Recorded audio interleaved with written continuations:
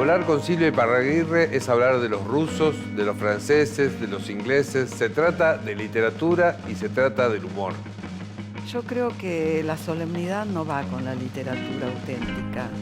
Nadie puede ser solemne, puede ser melancólico, puede ser trágico. Creo que el humor es capital. Andrés Belaustegui, de Compañía Naviera, nos presenta su editorial. Publicamos principalmente ficción, aunque tenemos algunos libros de no ficción, principalmente contemporánea, siglo XX, siglo XXI, de libros de autores hispanohablantes y traducciones de otras lenguas. Y en El Quijote no se mancha, además, tenemos todo esto. El mundo está desquiciado, suerte maldita haber nacido yo para ponerlo en orden. Tanto mi vieja como mi viejo fomentaban mucho en mí y en mis hermanas la lectura. Había una oportunidad de charlar sobre libros y de promover la lectura en las redes sociales donde ya está la gente.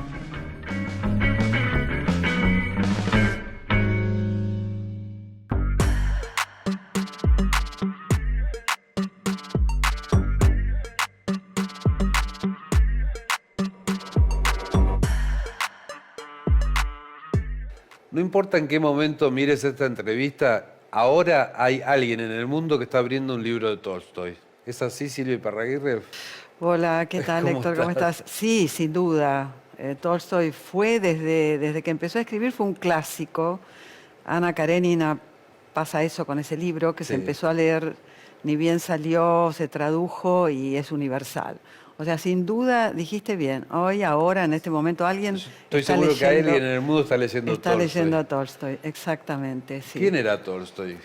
Bueno, Tolstoy era un hombre, un ruso, nacido en 1828 en Tula, al sur de Moscú, en la gran hacienda de los Tolstoy, que había heredado por parte de su madre, que era una Volkonsky, una gran condesa, y muere en 1910, ¿no? Fue un hombre extraordinario desde ya, pero muy contradictorio en su interior, con muchísimos problemas personales para poder compaginar lo que él quería hacer, que era donar todo a los campesinos, y su mujer, Sofía Andreyevna, que obviamente con 13 hijos nunca le permitió hacer eso, y ese conflicto lo lleva a Tolstoy a los 82 años a huir de su casa con su hija y su médico en medio del invierno, en un trineo, y tuvieron que parar en Astapovo, una estación mínima de tren que hoy se llama León Tolstoy, donde pasó sus últimos 2 días y murió sin dejar entrar a su mujer ni a la iglesia ortodoxa rusa. Ahora, y en ese momento era famoso, la gente sabía que en esa estación de tren estaba muriendo Tolstoy. Mira, para que te des una idea, Tolstoy antes de su muerte recibía cartas en 27 idiomas del mundo entero. No me puedo imaginar lo que sería hoy que tenemos esta comunicación, sería una cosa imposible. Claro. Esto que ocurre hoy ocurría con Tolstoy a fines de 1800 y principios de 1900. Era un hombre que, por decirte, esto es algo que me importa después comentar aparte de su literatura, había escrito una carta a la India, a un periódico de la India, que se llamaba Carta a un hindú, e inmediatamente le escribe Gandhi, que estaba en el sur de África, diciéndole que se había conmovido profundamente por la carta de él y que le encantaría, y se empiezan a cartear, lo mismo que Luther King después en el siglo XX. Van a tomar las ideas pacifistas y la no violencia, pero de Tolstoy. Bueno, de hecho, Ana Karenina es parte de una moda del siglo XIX de las mujeres adúlteras, digo, Madame Bovary, Effie Brest, todas estas mujeres, sí, que la literatura les pareció un tópico interesante, pero es mucho más que eso, Ana Karenina. Habla tiene una conciencia de clases y de lucha. Absolutamente, es decir, Lenin llama a Tolstoy espejo de la revolución, siendo que Tolstoy, su conde, representó siempre a su clase, nació en una clase poderosa, no solamente terratenientes, o sea, ricos, como eran los rusos ricos, que no nos podemos imaginar, porque Rusia era a mitad europea y mitad asiática.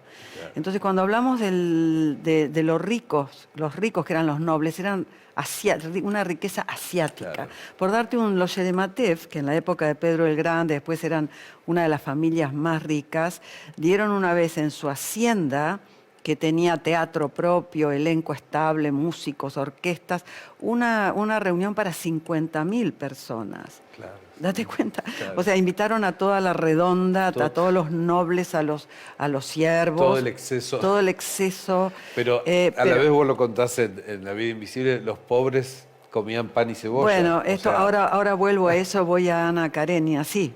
Obviamente, yo cuando doy ese seminario hago un PowerPoint y contrapongo dos fotografías. Una es la de Nicolás I, que va a morir en la Revolución del 17, y su mujer, Alejandra, que están vestidos. Ella, yo digo siempre, parece la Virgen de Luján, porque está rígida de joyas, está detrás de él, obvio. Él repleto también de joyas, de condecoraciones, una cosa medio obscena verlos. Claro. Él tiene un detalle que son los zapatos, que es como uno se imagina los de Aladino. O sea, ahí Claro. ves el toque oriental. Sí, que no sé cómo se llaman, que tienen Porque, la punta. claro, el zar era un sultán con poder de vida y muerte. Y contrastando con eso, unas fotos de una aldea, de una familia campesina, ¿no? Donde ves los chicos descalzos, desnutridos, en una isla miserable, porque la miserabilidad rusa es una cosa para nosotros casi inimaginable, es una miseria de siglos, de gente completamente abandonada, de hecho esclavos, ¿no? Claro. Como eran en el sur de Estados Unidos. Pero Y bueno, en ese escenario, ¿cómo se gesta la revolución bolchevique? Lo que pasa es que la revolución bolchevique, está anunciada por todos los escritores del siglo XIX, que es el siglo de oro, que empieza con Pushkin y termina con Tolstoy, y que abarca Pushkin, Gogol, Dostoyevsky, Tolstoy y Chekhov. Claro. Pero todos esos autores anunciaron y son espejo de lo que va a venir. Todos. Y los zares, los Romanov, decían unos a otros, se pasaban la consigna de que o hacían un cambio de arriba hacia abajo, porque si no iba a venir de abajo hacia arriba. Ninguno lo escuchó, ninguno hizo nada. De hecho, la libertad de los siervos, vos pensás que es de 1861. Claro. Y así los encontró la revolución. Pero esto ya está dicho y predicho por Tolstoy en Ana Karenina. Claro.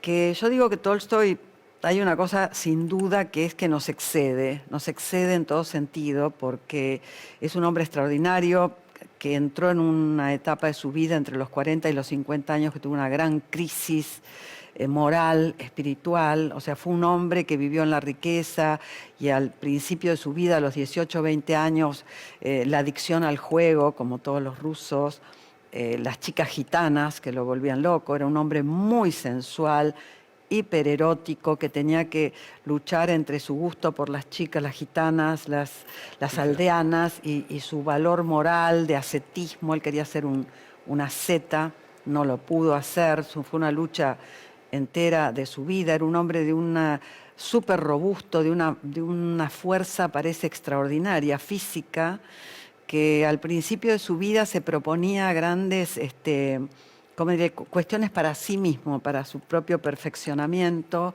como de horarios, viste, a tal hora estudiar griego, nadar. Yo te iba a preguntar, la formación, las lecturas, ¿se saben qué lecturas tenía? Sí. Por ejemplo, ¿había leído a Flaubert? Pero perfectamente, Claro. se lo tenía. Flaubert, Madame Bovary sale en 1857 Sí. y Ana Karenina, que es el mismo tema, sale en 1877, 20 años después. Hay un registro, hay una técnica narrativa que Flaubert lleva a la perfección, que se llama contrapunto, que es nada más ni nada menos que esa sensación de vida que te da el realismo de Flaubert, de que las cosas están pasando delante tuyo sin filtro. Sabés que Flaubert quiso desaparecer del texto y que las cosas fueran así. o sea, que vos la vieras y sin poder intervenir, pero que pasara por delante de tus ojos. Ese es el realismo. Y Tolstoy lo lleva todavía a una mayor perfección. El contrapunto implica los espacios, el campo y la ciudad, los nobles y los siervos, o sea, todo este mundo. Yo me acuerdo de Ana Karenina, de los puntos de vista, de cómo que parece una cámara cinematográfica, digamos. Exacto. Ana conoce a Bronsky ahí en la estación de tren con la madre y estás esperando cuándo se vuelven a encontrar y se reúnen en un baile. Te cambia el punto de vista de una prima que comenta el baile, pero nunca sabes cuáles son las primeras palabras de Ana con... Mira, Nabokov dice, cuando uno lee a Dostoyevsky sabe que está leyendo a Dostoyevsky. Cuando uno lee a Lermontov, hablando de los rusos, sabe que está leyendo a Lermontov. Cuando lees Tolstoy, lo único que sabes es que el libro no te suelta. Claro. Y lo que ocurre es que Tolstoy parece contar sin estilo. O sea, parece alguien puesto en una nube y que ve todo y sabe todo. Por supuesto, es omnisciente, es un narrador, pero es lábil, es decir, pasa de una escena a otra, de un personaje a otro. Y vos tenés esa pluralidad de puntos de vista que no son los del personaje, sino del gran narrador que los entiende a todos. Aparte, la carnadura que tiene el hermano de Ana, todos los personajes son Todos Bronsky. son...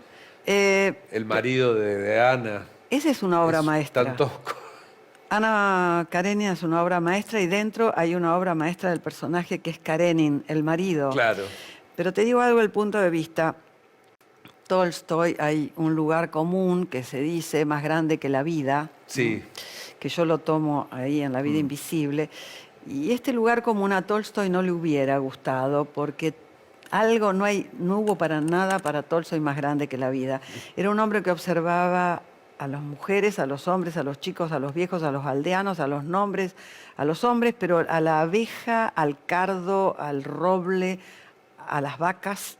Hay una anécdota de él que a mí me encanta, que cuando volvía de San Petersburgo, de la vida frívola que le gustaba a su mujer, que tenía que casar a sus chicas, entonces iban a bailes y qué sé yo.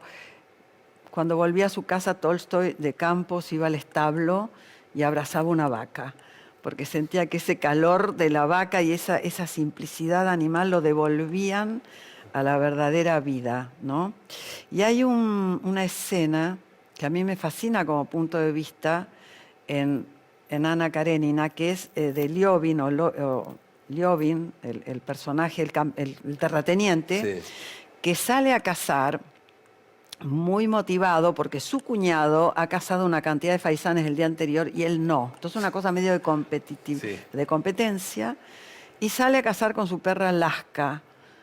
Y cuando salen, Tolstoy adopta el punto de vista de la perra.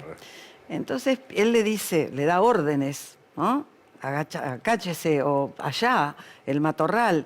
Y la perra dice, este tonto no se da cuenta de que si yo salto, los faisanes vuelan. Entonces está todo el tiempo contradiciendo. Lo hace, porque no tiene más remedio que acatar al amo, pero vos te das cuenta que se está comportando como un tonto, el tipo que no sabe cazar. Y eso porque se mete en la perra Tolstoy. ¿La literatura argentina heredó algo de la literatura rusa, el punto de vista, este tipo de lenguaje? De artificios, no sé si son artificios. Sí, bueno, nuestra literatura es tan joven que cuando Tolstoy está escribiendo, nosotros estamos en la generación del 80 recién, estamos cruzando el siglo XX. De José Mármol claro.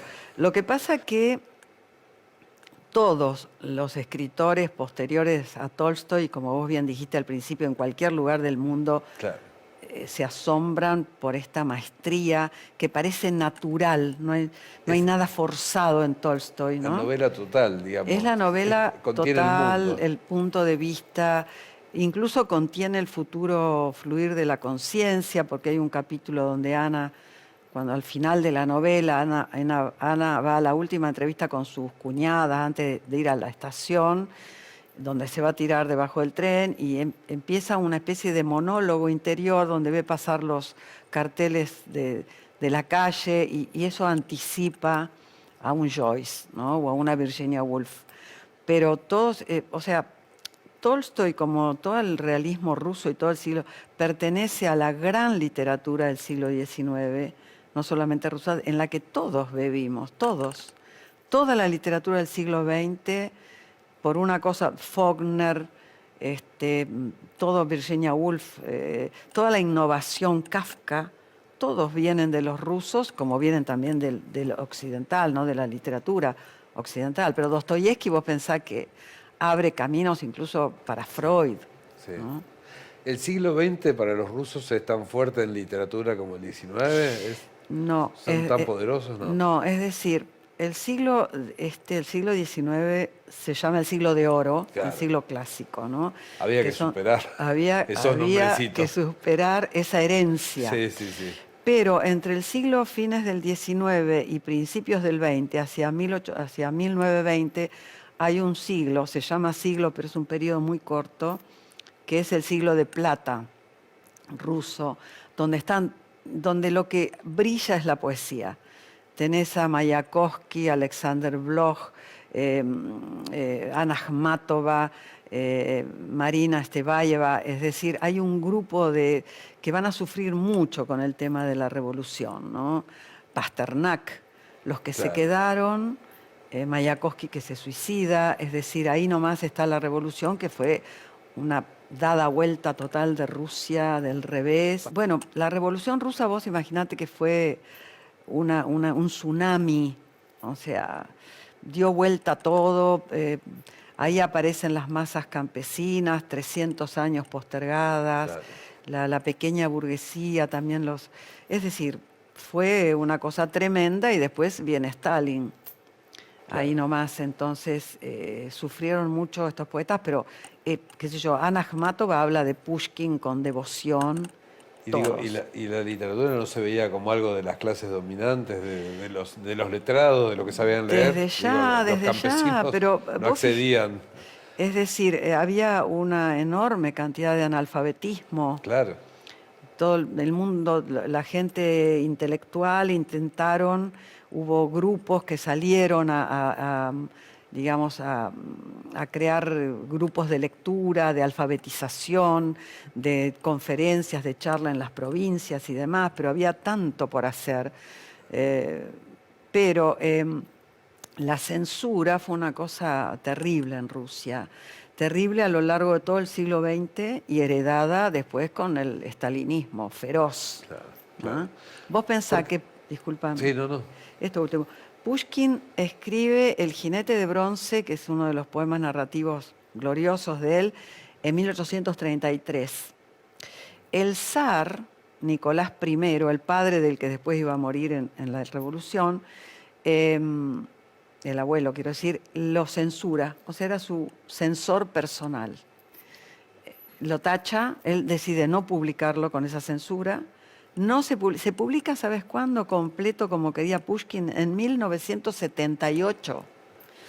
Así que vos fijate, y bueno, El tiempo que pasó. y la tremenda censura stalinista, ¿no? Después. ¿Por qué te enamoraste de la literatura rusa? Me imagino por qué, porque es hermosa, pero digo, más Sí. allá de eso, ¿qué encontraste en la literatura rusa? Bueno, que te volviste una estudiosa así fue de esos amores que uno no va calculando. Yo leí por primera vez La Guerra y la Paz a los 23 años. Me acuerdo que le dije a Belardo que tenía una sensación, primero que estaba esperando llegar a la noche, que todos esos personajes me estaban esperando en la mesa de luz, ¿no? Y después tuve la primera sensación de que eran más reales los personajes de Guerra y Paz que mucha gente que yo conocía por ahí. Pero ese es un sentimiento común que te produce Tolstoy. Claro. Con Dostoyevsky tuvo una relación más lejana y posterior. Me costó llegar a Dostoyevsky hasta que llegué. Pushkin me fascinó desde que lo conocí, accidentalmente, empecé a leer. Gogol me fascinó del primer momento. Claro. Me hace reír de una manera, es un precursor de Kafka. Y Chekhov, bueno, vi el teatro y lo empecé a entender, porque al principio no comprendía esa aparente simplicidad. Y después ves que es el gran escéptico, es amargo. dentro de los rusos, ¿no? Pero me Ya fascina. tus años de cursando letras, ¿ya te gustaban los rusos? Debe haber sido difícil en aquellos años de Sí. peligro en las facultades. Me gustaban, pero como todos se burlaban, qué sé yo, la gente del escarabajo, del ornitorrinco, se reían de lo que yo estaba leyendo, porque yo tenía lo que para Borges es un oxímoron, la bibliografía obligatoria. Tenía que leer para materias como gramática, como lingüística, Sí. como medieval. Sí. Entonces no tenía tanto tiempo de leer otras cosas, pero sí. ¿Por qué? Porque ahí entré en contacto con la biblioteca de Abelardo. Claro. Y Abelardo me decía, ahora que tenés 22, 23, tenés que leer esto porque después no lo vas a querer leer. Y Me acuerdo que hablamos de Tristram Shandy, que te dijo, Tristram, sí. es cierto que lo lees de joven y Proust. Ya- Y si no lees Guerra y Paz o La montaña mágica en determinados años, después ya decís, uff, Sí, esta sí, sí. novela así, no, Sí. no creo que la lea. Así que fue en la época de la facultad, pero paralelamente a la facultad. Claro. Y vos fuiste alumna de Borges. Fui alumna de Borges, tuve esa suerte, como todos los que nos anotamos ese año, que ese cuatrimestre que fue el último que dio Borges, literatura inglesa, en la UBA, el 68. ¿Te intimidaba dar exámenes? Sí, me ponía nerviosa. Imagínate que sí, Borges yo lo leí desde la adolescencia. Claro. A los 15 años había leído A Fervor de Buenos Aires porque lo dio una profesora, que se lo agradeceré toda mi vida. Entré con gran naturalidad a leerlo a Borges, entré por la poesía. Y bueno, verlo a Borges dando clase era, primero que nos hacía reír muchísimo. Tenía ese humor tipo británico que no se le movía una pestaña, pero era... En tu libro vos te marcás el humor como un rasgo de inteligencia Sí, y la solemnidad como... Sí. Sí, ¿no?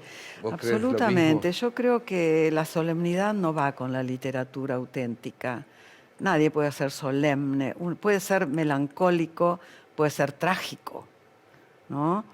Pero no solemne. Sobre todo un escritor hablando de su literatura o de literaturas ajenas. Creo que el humor es capital en la vida y en la literatura. Hay veces que hay autores que vos lees y decís, no hay humor acá. Como, qué sé yo, La muerte de Virgilio, de Hermann Broch, que me Claro. me ha costado leer ese libro, Sí. te diré. No tiene humor. Entonces hay algo, en eso soy, digamos, herencia griega. Los griegos tenían la tragedia y la comedia, o sea, Sí. como dos partes de la misma vida. Entonces, a mí el humor lo disfruto, lo leo, lo busco en las películas. Por supuesto que hay películas que no admiten el humor, no es Claro. todo el tiempo. No, pero gente como... Pero- hablaste de los griegos, pero el Imperio Romano Apuleyo también es muy gracioso. El Es- Asno de Oro... Pero desde Claro, ya, te bueno, lo- los te reís a romanos todavía carcajadas, más que ¿no? los griegos, claro. O Tristram Shandy, o el Quijote. Sí. El Quijote tiene partes desopilantes. O sea, está en nuestra propia herencia española el humor realista. Fielding también, con Tom Jones, Fielding. ¿no?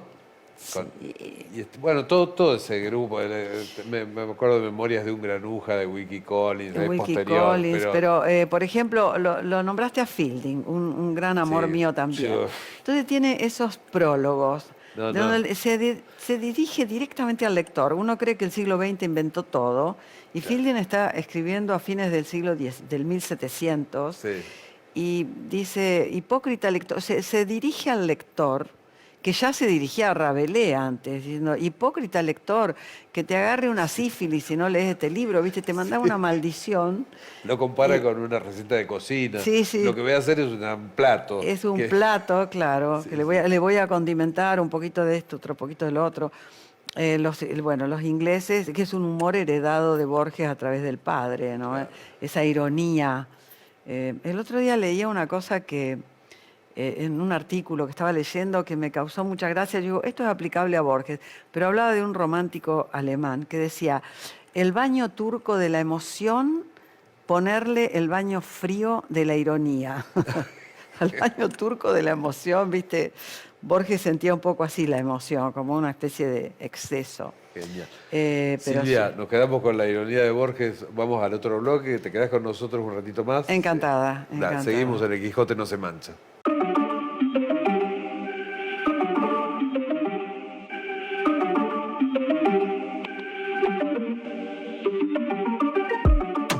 Soy Ana López, estamos en Suerte Maldita, en Serrano 1394, al borde de Palermo.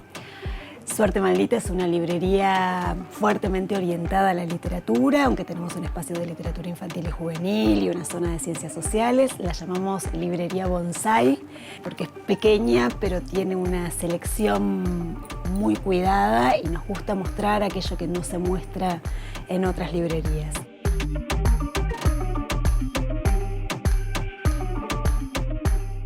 Suerte Maldita es una frase de Hamlet. Hamlet en el primer acto, cuando se entera de que su padre ha sido asesinado por su tío, dice una frase que en la traducción es: el mundo está desquiciado, suerte maldita haber nacido yo para ponerlo en orden.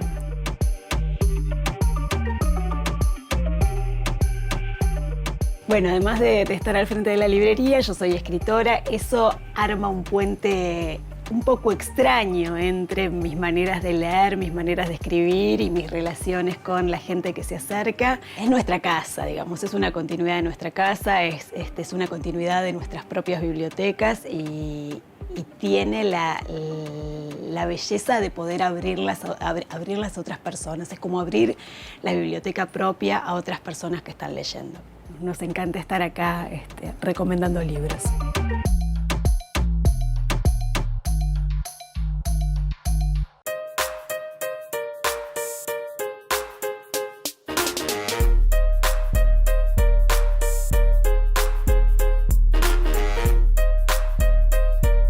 Hola a todos, bienvenidos a un nuevo video de Por qué leer, esta multiplataforma que promueve el placer por la lectura.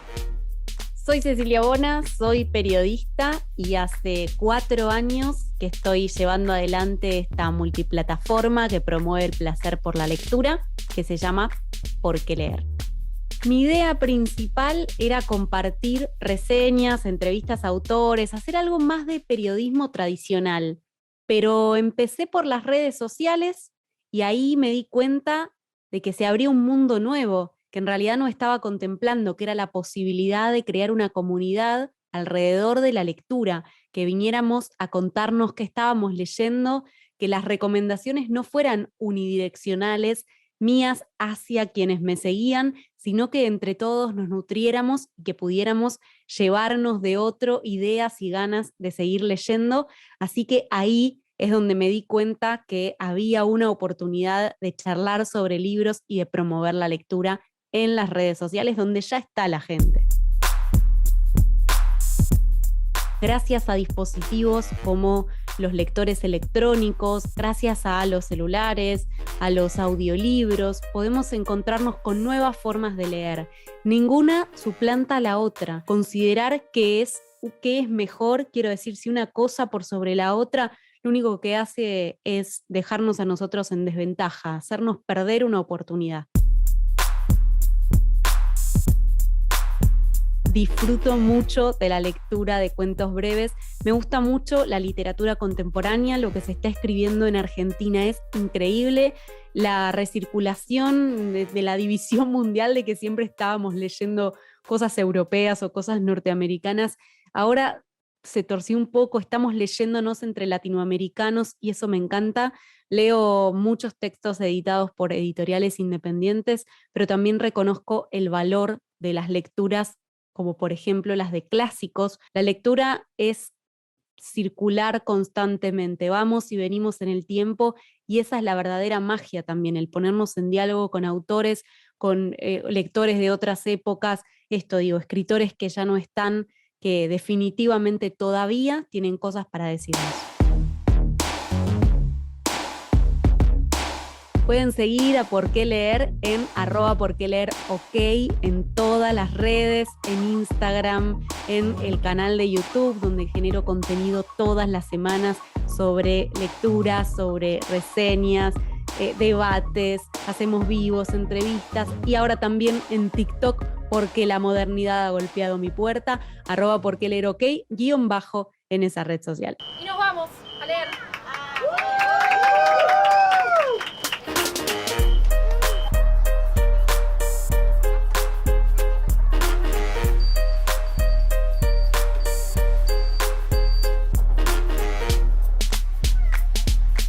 Al humor que vos manejás, contás de Borges, que era un hombre que era exultante con el humor, se contrapone la imagen que tenés de Sábato, que era un hombre que parece que no se permitía el humor. Mirá, es una cosa extraña, porque las veces que lo conocí a través de Abelardo, fui a su casa y a su mujer, a Matilde, que era amorosa por otro lado, pero Sábato tenía un humor que a mí particularmente, yo digo, me reía a carcajadas delante de él, porque él contaba sus viajes y cosas que le habían pasado con ese humor que para mí linda con el absurdo, del neurótico paranoico, ¿no? Contando cómo él quería que en los hoteles le hicieran la cama con un globo así, las frazadas, porque él quería que los pies... entonces yo pensaba que él dormía, viste, de la mitad de la cama hacia afuera. Bueno, cosas, pero que él no las contaba como graciosas, pero que era desopilante. Era una tragedia para él. Era una tragedia, pero él no le gustaba que su imagen pública se contaminara de lo risueño o del humor. Lo dejaba para su vida doméstica o para cuando lo ibas a visitar. Pero me acuerdo una vez, que lo cuento en La vida invisible, que fuimos con Abelardo y yo le digo cuando salíamos al jardín ahí que nos íbamos, le digo, ay, Ernesto, usted me ha hecho matar de risa hoy. Entonces automáticamente se demuda y me dice, bueno, no creas, la procesión va por dentro. Como diciendo, no, pará, no, mirá, vos te reís, pero yo... Entonces yo me iba a reír, me causó gracia, pero Abelardo me tocó el brazo como diciendo, no digas nada porque esto es en serio, ¿viste? Abelardo lo conocía muy bien. Sí, muy, muy bien. Tuvieron grandes... bueno, Abelardo lo conoció a los 25 años y lo admiró mucho, porque Borges, Sábato era un tipo extremadamente inteligente. Hay que leer Uno y el Universo y te das cuenta que es... yo percibí eso cuando leí en Junín, también en la adolescencia, sobre héroes y tumbas, o sea, esa capacidad de contar hasta lo más ínfimo, ¿no? Y era un hombre era un físico, era matemático, o sea, tenía una inteligencia muy precisa. Pero sí, lo conoció muy joven, a los 25 años, después tuvieron ciertos distanciamientos por el propio carácter de Sábato, que era bastante difícil, que se complicaba. Pero Y sí. Cortázar también lo conociste. Conociste mucha gente acá con Abelardo, ¿no? Sí, me está llevando un poco a La vida invisible. Sí, Sí, a través de Abelardo. Es decir, muy lindo este libro. vino Cortázar a nuestra casa cuando vivíamos en el departamento de Pueyrredón. Le había escrito a Abelardo que lo quería conocer y quería conocer la gente del Escarabajo. Y fue hermoso conocerlo a Cortázar, fue fantástico. Y ese día nos preguntábamos, ¿dónde está el humor de Cortázar? Tenía humor. Tenía un humor divino, pero ese día estaba de lo más... Era un poquito francés en algún sentido, hablaba más bajo, súper cortés. Yo me acuerdo que estaba como en situación de examen, tenía 24 años, tenía miedo que me preguntara algo. Y Cortázar, que me dijera, por ejemplo, ¿y usted qué le parece la página tal de Rayuela? Y yo no saber qué decir. Sí, tenía nadie esa te cosa hace todavía eso. Wow. de la facultad, pero al día siguiente fuimos a tomar un vino, a lo que él quería. Le dice a Abelardo, me gustaría ir a ver uno de los piringundines del Bajo. Y Abelardo después nos decía, ¿cómo le decimos que no existen más los piringundines del Bajo? Él se acordaba de los años 40, de La Recoba, de Leandro Alem, pero igual fuimos, encontramos una pizzería y nos matamos de risa también con Cortázar. Abelardo también tenía mucho humor. Sí. Absoluta. Nuestra relación está hecha de eso. Claro. Teníamos una carpeta que la empezó Abelardo y yo la fui, que eran las cosas disparatadas que salían en Crónica, en discursos, o sea, justamente la solemnidad. Teníamos recortes de diarios, ¿no? De provincia, como de Los Toldos, de la casa, donde era la casa de mis abuelos, que tenía un periódico chiquitito, que las noticias eran completamente caseras, ¿entendés? Claro. Y Cortázar nos contó que él también reunía este tipo de cosas, pero, por ejemplo, una cosa de humor negro, pero me acuerdo en Crónica que titulaba, por ejemplo, en el carnaval carioca, en el carnaval decía, vamos Brasil todavía, 208 muertos. Es una cosa horrible. Pero las placas así era, hay gente que las colecciona, que son piezas de colección. Yo tengo esa colección. Sí. Teníamos un poema gauchesco que se llamaba El vengativo hijo póstumo, que Abelardo lo leía en el taller. Era un señor un chacarero que había escrito así espontáneamente en verso un larguísimo poema gauchesco, que no había verso que no tuviera algo, que yo usando palabras rarísimas como himeneo, cosas latinas en medio del gauchaje. Pero bueno, Abelardo lo leía muy, muy gracioso también. ¿Y solés leer la literatura actual, tus contemporáneos? Sí, leo mucho. ¿Te gusta lo que se escribe ahora? Con altibajos sí, hay cosas que me interesan, hay chicas que me gusta el camino que están siguiendo, escritoras más jóvenes. Hay todo. Es el momento de las escritoras. Es el momento, es la hora de las mujeres, no ahora ni ayer, sino de hace unos añitos, ¿viste? Hay un movimiento muy fuerte, no solo en Argentina, que es mundial, me parece fantástico. Se están explorando todos los temas posibles, todos aquellos temas como la maternidad, el casamiento, la pareja. Sí, pero aparte la literatura es femenina, porque digo, las editoriales, digamos, no solo son escritoras, son Hubo un tiempo en que era masculina. Yo era un tiempo que era masculina, claro, sin duda.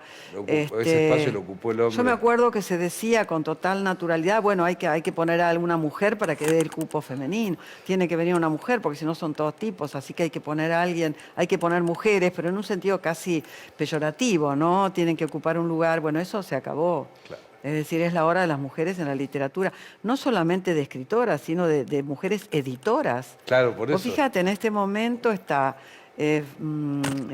Adriana Fernández, que acaba de tomar hace poco tiempo, 2 meses, 3, de Planeta. Sí. Mercedes Guiraldes es la editora también de ficción.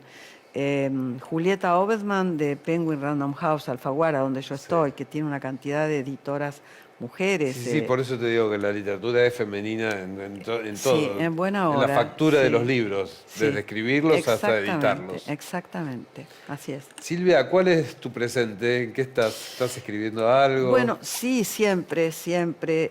Mira, estoy preparando con mucho placer, pero también mucho trabajo, justamente el seminario que di sobre literatura rusa clásica en el Malva. Penguin Random House, o sea, Alfaguara quiere publicar ese libro, esas clases, que se van a llamar Clases de Literatura Rusa Clásica. Después otro libro que viene también que di en el Malva, que se llama Modernismo Inglés y Virginia Woolf. Y por último Borges, que es el seminario que di en el marco del Festival Borges de este año, que fueron 2 meses muy intensos sobre Borges. Pero así que estoy corrigiendo, porque pasar de la oralidad, que tengo las clases desgrabadas, al texto, hay que reponer las citas, hay que reponer lo que yo leía de Pushkin, que después no está en la clase grabada. Pero trabajando con mucho gusto en eso. Y bueno, tengo una novela que me espera, pero ahí esperará. ¿Sí? Sí, era una novela anterior a esta. ¿Te tomás tu tiempo para escribir o más o menos sabes que Lo que pasa es que siempre entra algo, ¿no? Tengo un plan, pero entra algo. Tengo un libro también en preparación que se llama Literatura, que son todos mis artículos periodísticos, académicos, sobre literatura de toda índole. Ese hace rato que me está esperando. Pero yo tenía, de esta novela, antes que desaparezca, tenía completa la idea de una novela sobre un bisabuelo mío, italiano, que en Italia eran fabricantes de papel, y hay una historia alrededor de él. Y estaba muy, ¿cómo te diré?, entusiasmada. Y Abelardo me dijo, eso fue en el 2017, Abelardo, sí, un poco antes de morir Abelardo, me dijo, te vas a alejar tanto de esa chica que no vas a poder escribir esa novela. Y él no daba consejos, decía cosas, y si vos sabías escucharla, tomabas. Así que me volqué a esta novela, a la última. Anda muy bien, ¿no? Es hermosa esa novela. Sí, sí, vos sabés que sí, realmente después de la pandemia, 3 ediciones, salió en octubre del 2021. Todo ese escenario de tus años de estudiante, dice, en el internado y la Euganía y el Cordobazo. Sí, sí. Es una novela de gran parte autobiográfica. Sí. Mejor dicho, de materia autobiográfica, pero trabajada por la forma, ¿no? De novela, por la novela. Sí, sí. Sí, le hice caso y me fue muy bien. Siempre que tomé algo, era sin duda, tenía razón. Sí, sí. Así y aparece el escritor, sin nombrarlo. Aparece el escritor como A. Sí, como sí, A, tal cual. Exactamente. Bueno, Silvia, te seguiremos leyendo. Te agradezco mucho por haber estado con nosotros y siempre es un placer escucharte. No, es un gusto hablar de literatura siempre. Gracias a vos. Bueno, gracias. Hasta prontito. Seguimos en El Quijote no se mancha.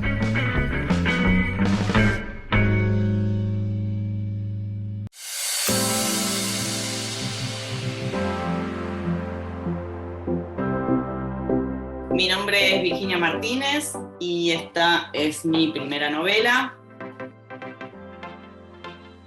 Una vez siempre resultó finalista de los premios Futurock el año pasado, 2021.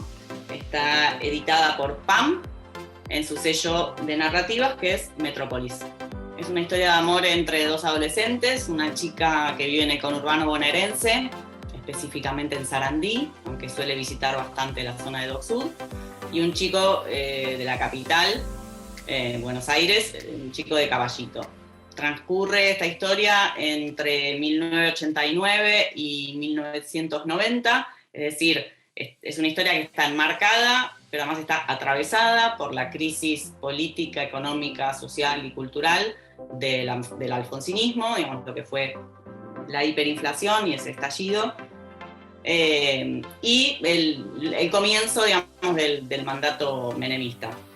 La idea de esta novela surge después de trabajar en el desarrollo para una serie. En principio, estuve un tiempo trabajando con una serie policial, perdón, no con la serie, sino con la idea de escribir una serie. Y en función de eso me puse a investigar un caso policial del año 89, que en su momento resonó mucho, y al que se llamó el caso de las primas de la bañera.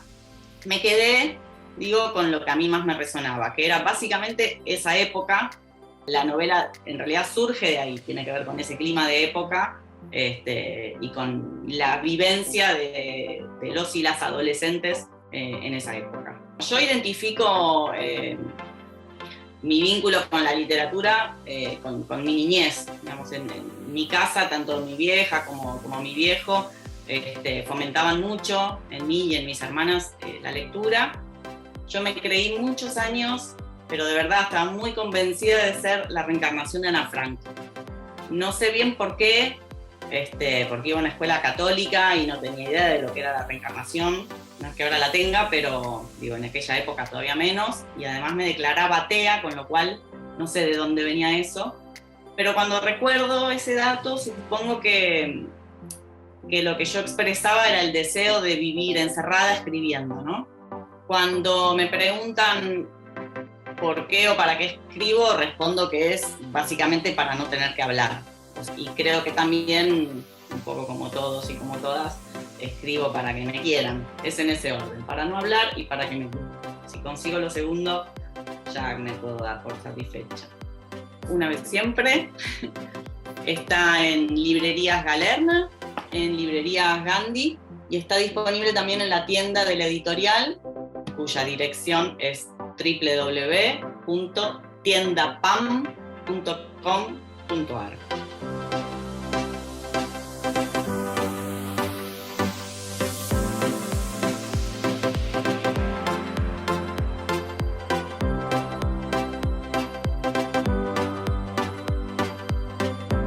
Andrés Belaustegui, bienvenido.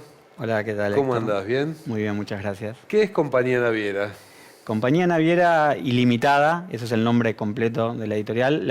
Es una editorial que empezamos con Claudia Arce, mi socia, hace 4 años ya. ¿Y a qué se dedican? ¿Qué tipo de texto? Publicamos principalmente ficción, aunque tenemos algunos libros de no ficción, principalmente contemporánea, siglo XX, siglo XXI, de libros de autores hispanohablantes y traducciones de otras lenguas. Un editor es un señor que siempre dice que no. ¿Que dice que no? Que dice que no. Y siempre toca decir que no a mucha gente, pero bueno, también están a los que le decimos que sí. Pero uno, sobre todo una editorial como la nuestra, que es pequeña, que publicamos menos de lo que quisiéramos también, bueno, y más los libros que uno no quiere publicar, sí, los no son más abundantes. ¿Por qué te dedicaste a la edición? Yo siempre leí, siempre me gustó leer, pero no pensé que me iba a dedicar a los libros. En algún momento había empezado estudiando letras y en un cuatrimestre pedí la simultaneidad, empecé a estudiar edición y ahí entendí que lo que me interesaba era la publicación y la edición. Porque lo que más me interesa de los libros justamente es la recepción, la circulación y bueno, y todo lo que es crear un libro. Es lo que más me... Hoy los libros tienen como un cuidado en el diseño. Ustedes tienen tapas muy cuidadas, son lindos los objetos. ¿Trabajan con alguien en especial? ¿De dónde surge el diseño de Compañía Naviera? Sí, desde que empezamos la editorial trabajamos principalmente con un diseñador argentino que se llama Santiago Palacesi, que vive en Colombia ya hace varios años y la mayoría de las tapas casi todas son de él. ¿Las traducciones las hacen ustedes? No, trabajamos con traductores. Sí, claro, pero son de la editorial, digamos. Y hay diferentes casos. Por ejemplo, Cuento de hadas en Nueva York, que existía una traducción que era de Enrique Pezzoni, claro, uno de los mejores traductores de Argentina, de la historia. Pudimos contratar esa traducción, claro, que ya existía. Y si no, en otros casos, sí, contratamos y trabajamos con traductores y hacemos traducciones dejamos propias. de padecer las traducciones españolas de anagrama y... Sí, uno ya se había acostumbrado, pero... Sí, nosotros tratamos de hacer traducciones que claramente se hacen desde Argentina, tratando de recrear ese español neutro que no existe, pero bueno, que sea un español amable, por lo menos para los lectores latinoamericanos. ¿Compañía Naviera Ilimitada está solo en Argentina o distribuyen en Latinoamérica? No, distribuimos en varios países de Latinoamérica, Chile, Uruguay, Perú. En algunos de los otros países vendemos por ahí a librerías puntuales y la idea es ir ampliando la distribución en Colombia, en México, y también estamos viendo de hacer lo mismo en España. Contame cuáles fueron las novedades de este año de la editorial. Sí, este año la novedad que viene ahora es un libro que se llama Lluvia y Viento sobre Telumé Milagro, que sale ahora en septiembre. Escritora guadalupeña, afrodescendiente, ella vive, es una mujer grande ya, de 80 y pico de años, y esa es una novela que había tenido una edición en español, pero muy chiquita, en Casa de las Américas, en Cuba, que había ganado un premio, pero es la primera traducción comercial, digamos, de este libro, que es un libro hermosísimo sobre la historia se llama Lluvia y Viento sobre Telumé Milagro, la escritora es Simone Schwarzbart, escribe en francés, y es una novela que cuenta la historia de esta mujer, Telumé, y para contar su historia, Telumé cuenta la historia de su madre, de su abuela y de su bisabuela. Y es como una historia de Guadalupe desde el fin de la esclavitud hasta el presente. Es una novela hermosa, muy emotiva. Realmente estamos muy contentos con esta novedad. ¿Ya está en librerías? No, ahora en septiembre sale como novedad. Y este año veníamos atrasados con las traducciones sobre todo. Estuvimos haciendo muchas reediciones, reimpresiones del libro. Por ejemplo, Una casa llena de gente, ya va por la 5ª edición. Un libro que hoy no traje, que son El libro del verano, que es una autora finlandesa, que ya publicamos 3. El libro del verano, que se llama Tove Jansson, La verdad increíble y Juego limpio, que es el último que publicamos, que acabamos de hacer la 2ª edición. También una 2ª edición de Una presencia ideal de Eduardo Berti, y así venimos un poco con... Me acuerdo que de aquel hablamos en la Feria del Libro. Claro. Creo que estaba como novedad en la Feria del Libro, ¿no? Claro, claro. Novedad. Salió a fines del año pasado. Y después los clásicos como Cuentos de Hadas en Nueva Bueno, York. de Cuento de Hadas Este lo que tiene ya también... tiene varios años, hace tiempo que Fue lo el veo. segundo libro que publicamos. Claro. Y lo traje también para contar que ahora a fin de año vamos a publicar otro libro de Don Levi, Un hombre singular, que estamos traduciendo con Jorge von der Brieder. ¿El entretenimiento es un valor, lo que ustedes creen que es el entretenimiento en la literatura? Sí, yo tengo por ahí un problema con la palabra entretenimiento, ¿no? Pero sí con el disfrute, me parece, el ocio. El entretenimiento me suena mucho a perder el tiempo, a hacer algo para que pase el tiempo. Sí. No, hacer algo para que pase el tiempo. Y me parece que la literatura lo que tiene para aportar es justamente lo contrario, es darle sentido al tiempo, valorizarlo, vivir otras historias, empatizar con los personajes, pensar que otros modos de vivir y de gente es posible, que otros mundos son posibles. Entonces, no con entretenimiento, pero sí con el disfrute, con algo que no tiene que ser puramente intelectual. Andrés, ¿dónde encontramos los libros? ¿Tienen distribución en todo el país? Sí, ¿En todas las librerías, por suerte, las cadenas? Sí, tenemos muy buena distribución. Trabajamos con la distribuidora Big Sur y llegamos bien a todos lados. Sí, a cadenas, librerías bien literarias. Así que sí, en ese sentido. Bueno, gracias por venir. Bueno.